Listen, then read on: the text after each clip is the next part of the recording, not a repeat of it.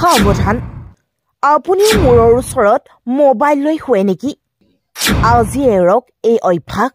নহলে পৰিব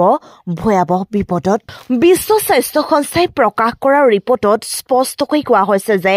মূৰৰ কাষত মোবাইল ফোন ৰাখি শুলে শৰীৰত ৰেডিয়েশ্যনৰ প্ৰভাৱত কোষৰ বিকাশত বাধাৰ সৃষ্টি হয় আৰু ফলত নানা ধৰণৰ কেঞ্চাৰ হোৱাৰ সম্ভাৱনা বৃদ্ধি পায় অন্ধকাৰত ফোনৰ পোহৰে প্ৰত্যেকৰে চকুৰ ৰেটিনাৰ ক্ষতি কৰে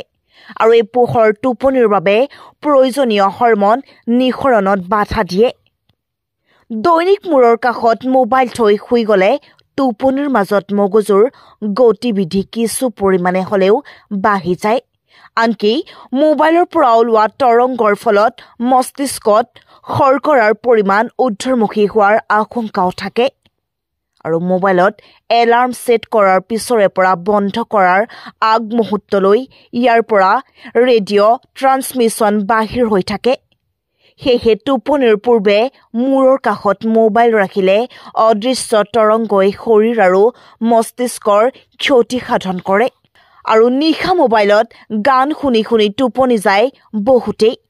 বহুতেই আকৌ হেডফোন কাণত লৈ শুই যায় যেটো মস্তিষ্কৰ বাবে ভীষণ ক্ষতিকৰ অত্যধিক ফোন ব্যৱহাৰৰ ফলত মস্তিষ্কত প্ৰভাৱ পৰে গৱেষকসকলে জনাইছে যে সাধাৰণভাৱে মোবাইল বেটাৰীৰ পৰা যি পৰিমাণৰ